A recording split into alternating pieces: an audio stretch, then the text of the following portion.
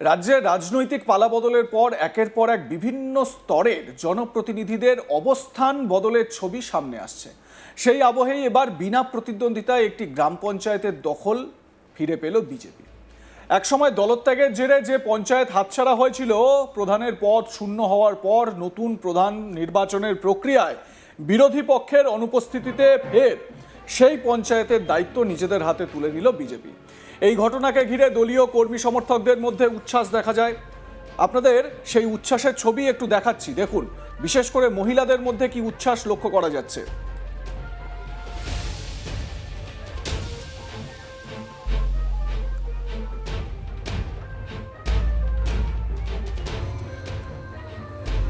নদিয়ার কৃষ্ণগঞ্জের ভারত বাংলাদেশ সীমান্তবর্তী তালদা মাঝদিয়া গ্রাম পঞ্চায়েতে শুক্রবার প্রধান নির্বাচনকে কেন্দ্র করে কড়া নিরাপত্তা ব্যবস্থা করেছিল পুলিশ প্রশাসন, যাতে কোনো অপ্রীতিকর পরিস্থিতি সৃষ্টি না হয়। নির্ধারিত সময়ে প্রধান নির্বাচন শুরু হলে বিজেপির 10 জন পঞ্চায়েত সদস্য উপস্থিত থাকলেও তৃণমূলের কোনো সদস্য উপস্থিত ছিলেন না। ফলে বিজেপির প্রার্থী শুক্লা বিশ্বাস সরকার বিনা প্রতিদ্বন্দ্বিতায় প্রধান নির্বাচিত হন এবং দায়িত্ব গ্রহণ করেন। পঞ্চায়েত নির্বাচনে তালদা মাঝদিয়া গ্রাম পঞ্চায়েতের মোট 22টি আসনের মধ্যে 12টি আসনে জয়লাভ করেছিল বিজেপি এবং 10টি আসনে জয়ী হয়েছিল তৃণমূল। সংখ্যাগরিষ্ঠতার ভিত্তিতে বিজেপি সরকারিভাবে পঞ্চায়েত গঠন করে। প্রধান নির্বাচিত হয়েছিলেন বাসন্তী হালদার এবং উপপ্রধান হয়েছিলেন অরুণ সিং। পঞ্চায়েত গঠনের প্রায় 2 বছর পর প্রধান বাসন্তী হালদার এক সদস্যকে সঙ্গে নিয়ে তৃণমূলে যোগ দেন। প্রধানের দলবদলের পর তালদা মাঝদিয়া গ্রাম পঞ্চায়েতের দখল চলে যায় তৃণমূলের হাতে। এরপর বিজেপির কর্মাধ্যক্ষদের দায়িত্ব থেকেও সরিয়ে দেওয়া হয়। তবে সংবিধানের নিয়ম অনুযায়ী উপপ্রধান অরুণ সিংকে অপসারণ করা সম্ভব হয়নি। তাকে নিজেদের দলে নেওয়ার চেষ্টা হলেও তিনি বিজেপিতেই থেকে যান এবং নিজের দায়িত্ব পালন করে যান। রাজ্যে সরকার পরিবর্তনের পর বাসন্তী হালদার উপলব্ধি করেন যে তিনি বিজেপি ছেড়ে অন্য দলে যোগ দিয়ে ভুল করেছিলেন। এরপর তিনি গোপনে কৃষ্ণগঞ্জের বিডিওর কাছে প্রধানের পদ থেকে পদত্যাগপত্র জমা দেন। বিডিও সেই পদত্যাগপত্র গ্রহণ করেন এবং উপপ্রধান অরুণ সিংকে পঞ্চায়েত পরিচালনার দায়িত্ব দেন। এরপরই নতুন প্রধান নির্বাচনের দিন ঘোষণা করা হয়। প্রধান নির্বাচিত হওয়ার পর তালদা মাঝদিয়া গ্রাম পঞ্চায়েতে পৌঁছান কৃষ্ণগঞ্জ বিধানসভার বিজেপি বিধায়ক সুকান্ত বিশ্বাস।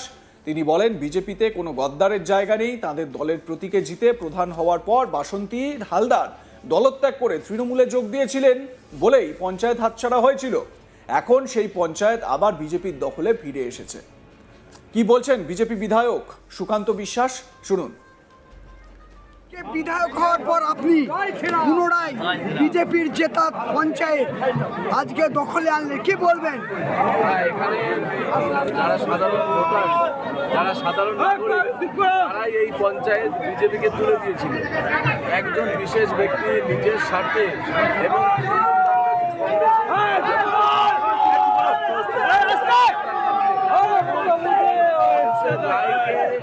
অসম্মান করে তৃণমূল কংগ্রেসে জয়েন করেছিল।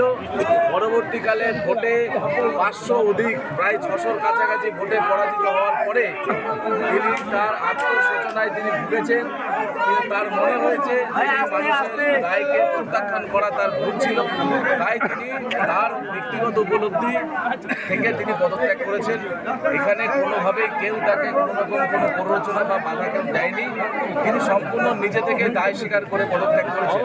পঞ্চায়েতের নিয়ম অনুসারে সেখানে ভোট গঠন করা, আজকে তারই প্রক্রিয়া হলো এবং আমাদের সকল বিজেপির যারা মেম্বার্স তারা সর্বসম্মতভাবে একটাই নাম প্রস্তাব করে এবং সেই নামকেই সিলমোহর দিয়ে আমাদের এখানে পঞ্চায়েতের প্রধান। বিজেপি দলের নতুন প্রধানের নাম কি হলো? নতুন প্রধান শুক্লা বিশ্বাস। কর্মীদেরকে কি বার্তা দেবেন?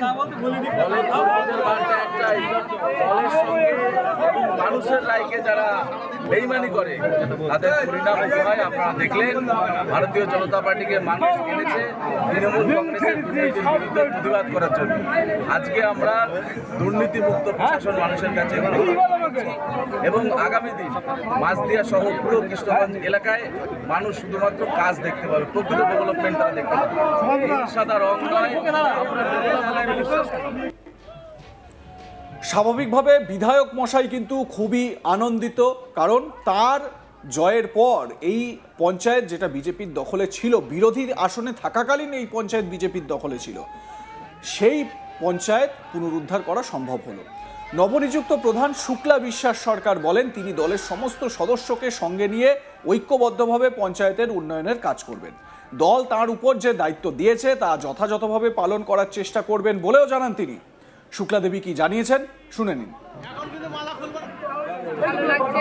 আমি আমাদের দলকে গৌরব জানাই এবং আমাদের সবাইকে ধন্যবাদ জানিয়ে আমাদের এখানে সিট আমি পেয়েছি সবার আশা ভরসা সবাইকে বলবো আমাদের দাদা সুকান্ত সে আমার পাশে আছে, আমাদের মণ্ডলের সবাই আছে, আমাদের শুভঙ্করদা, মিলনদা এবং আপনারা সবাই আমার পাশে আছেন বলে আমি এই জায়গাটা আজ পেয়েছি। এটাই আমার মেন কথা। আর আমি ওই পঞ্চায়েতের দায়িত্ব নিয়ে আমি যথেষ্ট সবারই কাজ করব। দীর্ঘ 1 বছরের বেশি সময় ধরে পঞ্চায়েত নিজেদের নিয়ন্ত্রণে না থাকায় বিজেপি কর্মীদের মনোবল ভেঙে গিয়েছিল। তবে বিনা প্রতিদ্বন্দ্বিতায় পুনরায় পঞ্চায়েতের দখল ফিরে পাওয়ায় খুব স্বাভাবিকভাবেই বিজেপি একেবারে চাঙ্গা টকবক করছে। আমার সহকর্মী সুরজিৎ দাস এ বিষয়ে তার প্রতিবেদনে কি বলছেন শুনে নিন। এবার নদিয়ার কৃষ্ণগঞ্জ বিধানসভার তালদহ মাঝদিয়া গ্রাম পঞ্চায়েত একরকম বিনা প্রতিদ্বন্দ্বিতায় বোর্ড গঠন করল বিজেপি। 2026-এর নির্বাচনে পালাবদলের পর গোটা রাজ্য জুড়েই একাধিক জায়গায় একাধিক পঞ্চায়েত কিন্তু বিজেপির দখলে চলে আসছে। পাশাপাশি তৃণমূল নেতা মন্ত্রীরা তারা বিভিন্ন দুর্নীতির দায়ে গ্রেপ্তার হচ্ছেন, কখনো তাদের ডিম চোরা হচ্ছে, কখনো মাজায় দড়ি বেঁধে ঘোরানো হচ্ছে। সেই পরিস্থিতিতে দাঁড়িয়ে একাধিক নেতামন্ত্রী এখনও জেল হেফাজতে রয়েছেন। তাদের বিরুদ্ধে দুর্নীতিসহ সরকারি যে ত্রাণ সামগ্রী সেগুলো মজুত রাখার অভিযোগ রয়েছে। নদিয়াতেও একাধিক তৃণমূল নেতা থেকে শুরু করে একাধিক মন্ত্রী তারা গ্রেপ্তার হয়ে আছেন। উজ্জ্বল বিশ্বাসের মতো প্রবীণ নেতা, দীর্ঘদিনের রাজ্যের মন্ত্রী, তিনি বর্তমানে জেল হেফাজতে রয়েছেন, তাকে লক্ষ্য করে ডিম ছোড়া হয়েছে।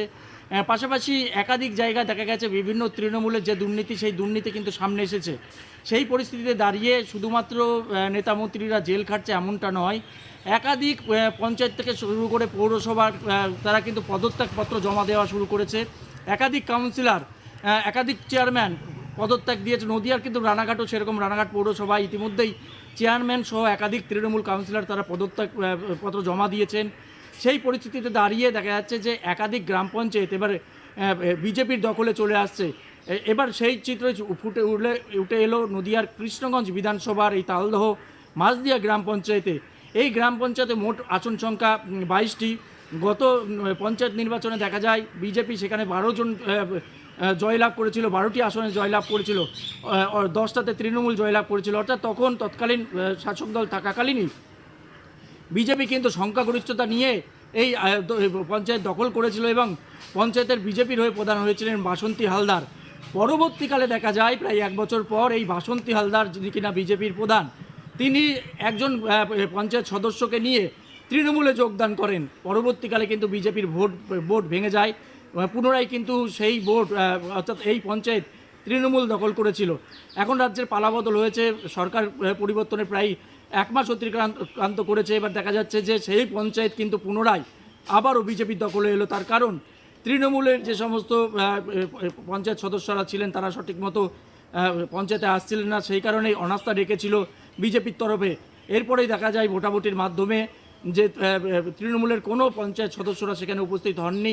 সেই কারণে কিন্তু সেই একরকম বিনা প্রতিদ্বন্দ্বিতায় আবারও সেখানে ভোট গঠন করলো বিজেপি।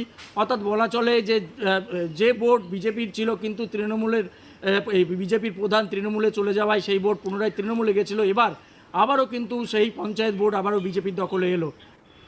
এবার নদিয়ার কৃষ্ণগঞ্জ বিধানসভার তালদহ। লাইক, কমেন্ট, শেয়ার করে আপনাদের মতামত জানান। দেখতে থাকুন আজ তাক বাংলা। সাবস্ক্রাইব করুন আমাদের ইউটিউব চ্যানেলটি।